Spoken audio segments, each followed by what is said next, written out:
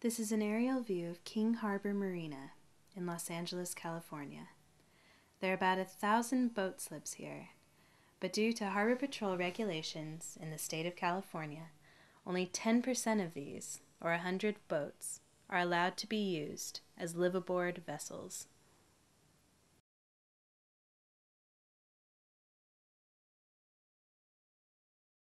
I'm what they call a newbie. You know, I'm relatively new to this.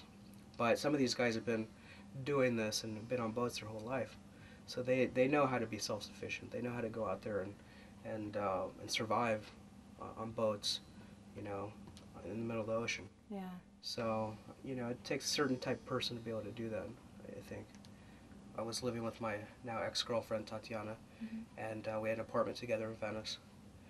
And things didn't work out for whatever reason, but I thought, you know what? You know, after college, at one point, I thought about buying a sailboat.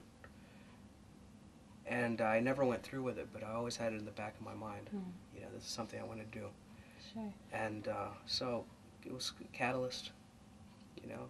The breakup, she moved up to San Francisco, and I decided to do something that I've wanted to do for a while, and that is to learn how to sail. So I went and I saw a couple boats, and I thought to myself, you know, could I really do this? Because it's a confined space. And then at first I was teetering to try to see whether or not. And one day I just said, you know what, I'm going to do it. It's going to learn how to sail. It'll help with this transition, you know, breakup transition, and it's cheap. I just thought it was a smart decision, and it's something that you know, that I could do, and like I said, it buys me time. It's all about time for me. I mean, everybody's here, I think, for a different reason. You know, for me, it's time, because I sit here and I work. It's my office and my home. I try to make this as a comfortable living environment as I can.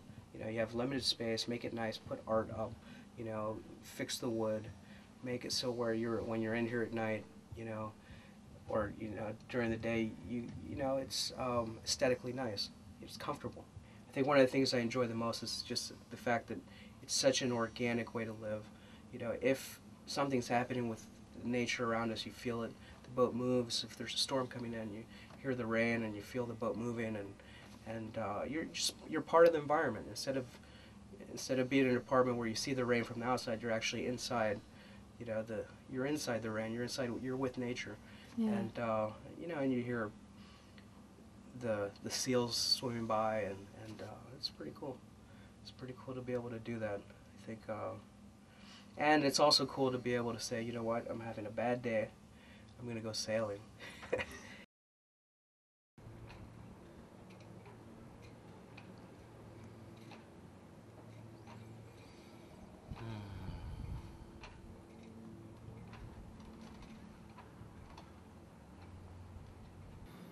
Simplify is the thing. I think once you've thrown away some of your possessions and you realize you can't store very much on a boat, certainly you better get rid of a horse or a large chest of drawers or that grandfather clock. But when you end up with what you've got, you realize how little you really need to get by. I've got way too much on this boat. As little as I have, I realize that I'd only need about 20% of it to live a happy life without possessions. It's very cheap to live here. I have solar power. I can make my own water. I can fish off the back of my boat for food.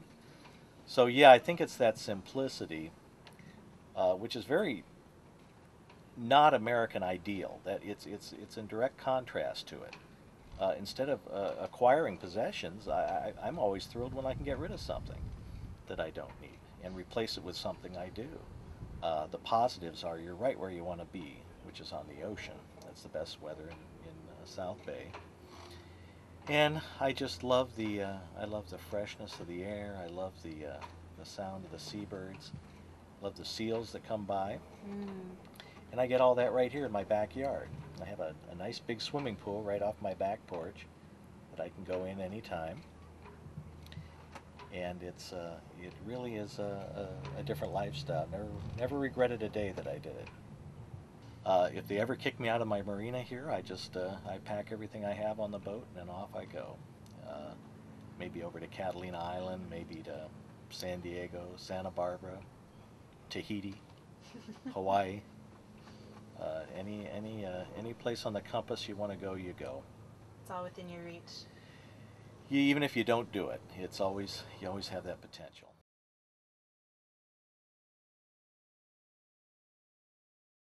One of the things that I learned when I first started sailing was that you have to be, and I think it's a good lesson in life, kind of a spiritual thing, is to always be present, you know, in your environment.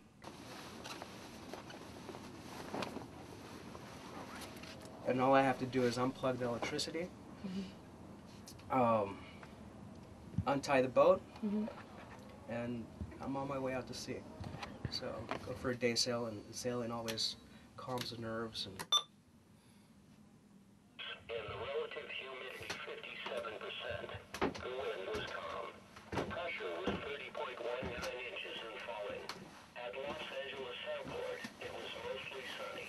In this case, this boat, I've got to get rid of the electrical power first. I've got to disconnect it, take it off, switch to batteries.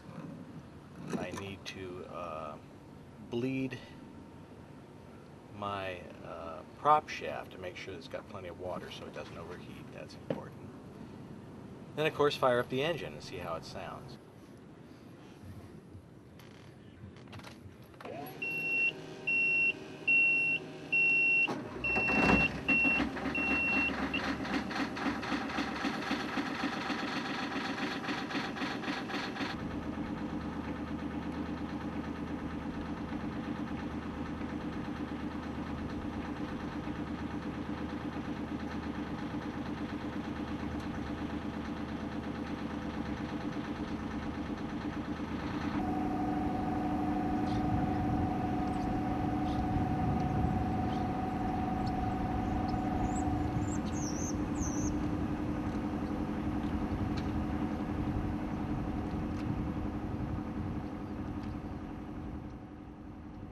If I was better sailor, I'd have all my stuff down below stored very tightly so it absolutely wouldn't move. I'd get everything cinched in place. So that's usually the way it is. So I'm 10 minutes from here to wherever. That's how I like it. I don't ever want to be more encumbered than that.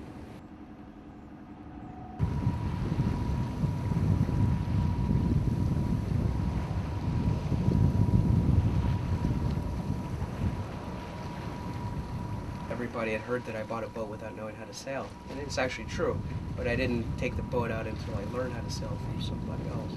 Because, I bought the boat first and I found myself, I'm on the boat and I have no idea how to get it out of there. I'm learning how to sail. I mean, I've been sailing for a year and a couple months now. So, I mean, I've put on, I think, about 600 nautical miles in that time. So I've learned a lot. Everybody that lives on a boat feels freedom. Of course, we have electric power. We get our electric power that way. And we all have jobs downtown. But I think if in all of our futures or all of our plans is a time that we don't need to do that. My time is coming up soon that I won't need that car. I won't need that power, that I'll be completely self-sufficient. That'll be my day of freedom.